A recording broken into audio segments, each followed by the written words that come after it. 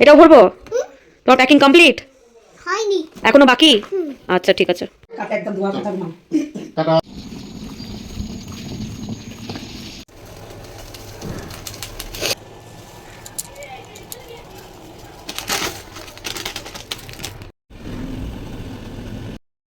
Good morning সবাইকে। একটু চা আর ম্যাগি করে নিয়েছি নিজের জন্য, আর বর সকাল সকালই কাজে চলে গেছে। যদিও আজকের দিনটা 25শে ডিসেম্বর, সবাইকে জানাই মেরি ক্রিসমাস, কিন্তু তার ছুটি নেই, যেহেতু পরপর 3 দিন ছুটি হতে চলেছে। এই চা আর ম্যাগিটা খেয়ে নিয়ে এবার চলবে গোজগাজের তোড়জোড়। কারণ কি না, আমরা একটা জায়গায় যাচ্ছি, সঙ্গে থাকলে অবশ্যই দেখতে পাবেন কি হচ্ছে, কোথায় যাচ্ছি, কেন গোজগাজ করছি, সব আপনাদের সাথে শেয়ার করব। আছে ব্রেকফাস্টটা করে নিয়েই ব্যাগ ট্যাগ গুছিয়ে বাড়িতে রেখে দিয়ে চলে যাব, স্নানটা করে নেব, তারপরে একেবারে মায়ের বাড়িতে গিয়ে লাঞ্চ করব। আর ও রাত্রিবেলা অফিস থেকে ফিরে বাইক নিয়ে ব্যাগ নিয়ে একেবারে ওখানে চলে যাবে, ওখান থেকেই সবাই আমরা যাব। ব্যাগ খালি করছি, এটার মধ্যে আমাদের বিয়ের সব জিনিসপত্র রাখা, এটাকে খালি করে, এই ব্যাগটাই সবচেয়ে ছোট, তাই এই ব্যাগটাই নিয়ে যাব আপাতত, সেটাই প্ল্যানে আছে। এই দেখুন আমাদের বিয়ের গাঁট ছাড়া, এইভাবেই জীবনটাকে বেঁধে দিয়ে জীবনটা শেষ হয়ে যাচ্ছে। এই যে মোটামুটি এখানে গুছিয়ে নিয়েছি, এখনো জামা কাপড় কিছু গোছাইনি, দরকারি যে জিনিসগুলো সেগুলো সবার আগে নিয়েছি। এখানে নিয়েছি পেস্ট, আমার সিরাম, বোরোলিন, ছেলের বডি লোশন, এই সমস্ত। এখানে নিয়েছি থালা বাটি গ্লাস, বাচ্চাকে সঙ্গে করে নিয়ে গেলে তো এগুলো নিতেই হবে, কিছু করার নেই। এখানে নিয়েছি আমার লিপস্টিক, কানের দুল, এখানে নিয়েছি কিছু চকলেটস, আর এখানে নিয়েছি আমার ছেলের খেলনা। টুকটাক যে খেলনাগুলো দিয়ে তো আপাতত ওকে শান্ত রাখতে হবে না 2-3 দিনের জন্য ওকে। আর এখানে নিয়েছি প্রয়োজনীয় ওষুধ, একটু প্যারাসিটামল, একটু ইনো, একটু বাম, ভলিনি, কারণ বাড়ি ছেড়ে যাচ্ছি তো যদি দরকার হয় রাস্তাঘাটে হঠাৎ করে রাত্রিবেলা, যদি সেখানে কোনো অপশন না পাই, তাই জন্যই একটু গুছিয়ে নিয়েছি। ছোট ছোট প্লাস্টিক করে নিয়েছি যাতে ব্যাগের মধ্যে হাতড়ে না বেড়াতে হয়। চলুন, এগুলো সব ভরা হবে এখন ব্যাগের মধ্যে। এই যে এদিকে মোটামুটি এখানকার প্যাকিং তো রেডি, যদিও ওই বাড়ি থেকে আরও অনেক কিছু অ্যাড অন হবে। চলুন তাহলে ঝটপট স্নান করে এবার মায়ের বাড়ি চলে যাই। এই যে মেট্রো থেকে নেমে পড়েছে কোদঘাটে, আর নেমেই দেখছি চলছে শুটিং, কোনো একটা সিরিয়ালের শুটিং হবে হয়তো। দেখুন তো চিনতে পারেন কিনা এরা কারা। আমি একটু জুম করার চেষ্টা করলাম, জানি না কতটা বোঝা যাচ্ছে। ওখানে চলছে শুটিং, তাই ওই চত্বরটা পুরোটাই ফাঁকা করে দিয়েছে। কি করছো বাবা? হ্যাঁ, তুমি এটা টেনে নিয়ে যেতে পারবে তো কালকে? কালকে এটা টেনে নিয়ে যেতে পারবে তো? ওরে বাবারে, ওরে বাবারে, ওরে বাবারে, ভারী। কত ভারী? 5 ভারী। ওরে বাবারে কি কষ্ট। ওয়াও,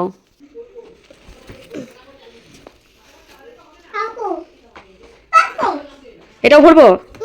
তোমার প্যাকিং কমপ্লিট হয়নি, এখনো বাকি? আচ্ছা ঠিক আছে। এই যে সকাল সকাল একেবারে রেডি হয়ে গেছি। সকাল বলাটা যদিও ভুল, এখন বাজছে ঘড়ির কাঁটায় ভোর 4টে। আমাদের ট্রেন আছে হাওড়া থেকে 6টা 5-এ, আর গিয়ে নামবো রানীগঞ্জে। আর মা আমাদের যেতে পারছে না কারণ একটা স্পেশাল কারণে, তো সেই ব্যাপারটাও আপনাদের সাথে পরে নয় শেয়ার করব। আমরা বেরিয়ে পড়েছি, এই যে বর যাচ্ছে লাগেজ নিয়ে, এখান থেকে একটা ট্রাভেলার আছে, সেই ট্রাভেলারে করে আপাতত আমরা হাওড়া স্টেশন পৌঁছাবো। এখান থেকে অনেক লোকই যাবে, আপনাদের সাথে আস্তে আস্তে সবটাই শেয়ার করব। সঙ্গে থাকুন, খুবই মজার হতে চলেছে ব্লগটা।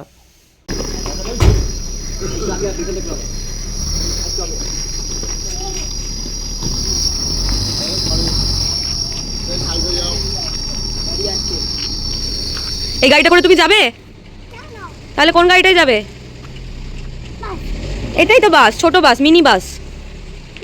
তাহলে বলো হাই, দেখতে পাচ্ছে না কেউ, হাত নাড়ি। Good morning. তুমি কোথায় যাচ্ছ? কোথায় যাচ্ছ? বলো পুরুলিয়া। পুরুলিয়া। এই যে সবাই দুগ্গা দুগ্গা বলে উঠে পড়েছে, এবার রওনা দেওয়ার পালা। তাহলে চলুন এবার ট্রেনে উঠে সরাসরি আপনাদের সাথে দেখা হবে। দেখুন কি কুয়াশা চারিদিকে, কিচ্ছু দেখা যাচ্ছে না।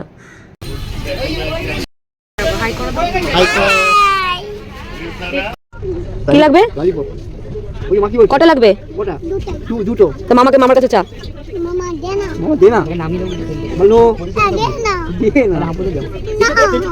হবে না, হবে না।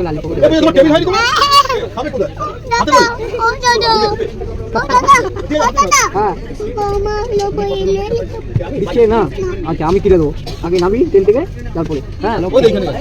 এই যে ট্রেন ছেড়ে দিল হাওড়া থেকে, এবার পৌঁছানোর অপেক্ষা। যদিও খুব বেশি সময় লাগবে না, 2.5-3 ঘন্টার মধ্যেই পৌঁছে যাব রানীগঞ্জে। একবার বাইরের ওয়েদারটা দেখুন, আর সেদিন ভোরবেলা যে কি ঠান্ডা লাগছিল আপনাদেরকে বলে আমি বোঝাতে পারবো না। এই যে ট্রেনে উঠে 10 মিনিটও যেতে পারেনি, চলে এসছে চা খাওয়ার জন্য। যা যা রিকোয়ারমেন্ট থাকে সেগুলো ছিল: টি ব্যাগ, একটা কাপ, গরম জল, একটু চিনি, আর ছিল দুধ আর 2টো বিস্কিট একটা প্যাকেটের মধ্যে। খাচ্ছ তুমি? বিস্কুট। বিস্কুট খাচ্ছ? হাতে কি ওটা? চকলেট। এইটা হবে না, লালিপপ কেন নেই? আমি এইটাই আপাতত লালিপপ দিই। বাচ্চাদা তুই এটা কেক খাবি একটা? না, তাহলে চকলেটটা খাবি? আচ্ছা তাই খা। আবার বলে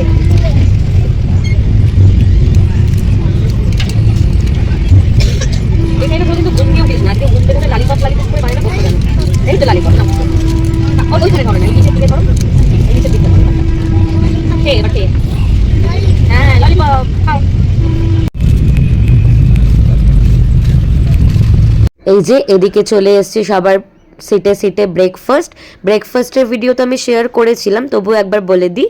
এখানে ছিল ব্রাউন ব্রেড, একটা ডাবল ডিমের অমলেট, সাথে করা কিছু ভেজিটেবলস, তার সাথে ছিল গোলমরিচ, নুন, সস, বাটার, আর ছিল একটা ফ্রুটি বা ম্যাঙ্গো জুসের প্যাকেট।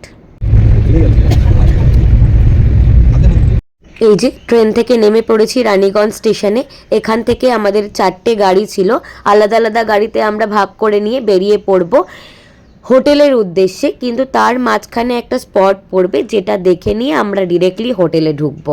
চলুন আপনাদের সাথে অবশ্যই শেয়ার করব, পাশে থাকুন। এই যে এই স্পটটার কথাই এতক্ষণ বলছিলাম, এটা হচ্ছে বাবা বিহারীনাথের মন্দির। চলুন ভিতরটা থেকে একবার ঘুরে আসি। খুব সুন্দর শান্ত একটা পরিবেশ, অবশ্যই আপনাদের আশা করি ভালো লাগবে। এই যে একদিকে মন্দির আর একদিকে হচ্ছে একটা বড় লেক, আর চারপাশটাই জঙ্গলে ঘেরা। বড় সিঁড়ির ঘাট 2-3টে দেখলাম, খুবই সুন্দর শান্ত একটা পরিবেশ, খুবই ভালো লেগেছে।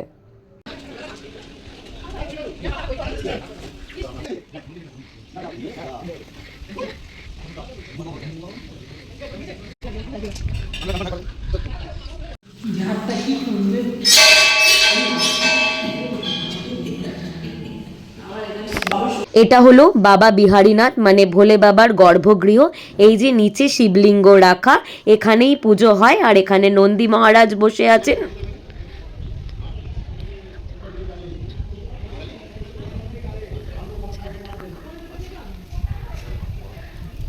মন্দিরের ঠিক মাঝখানটায় বৃহৎ একটা নিম গাছ, খুব সুন্দর পরিবেশ, ছাওয়া, ঠান্ডা, খুবই ভালো লেগেছে জায়গাটা।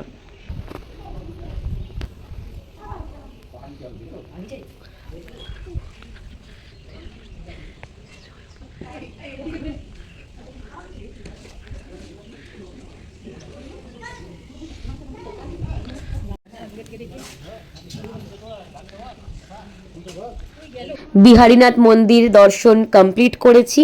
এবার এখান থেকে যাব সোজা হোটেলে। অনেকটা বেলা হয়েছে, এই ব্লগটা আপাতত এখানেই শেষ করছি।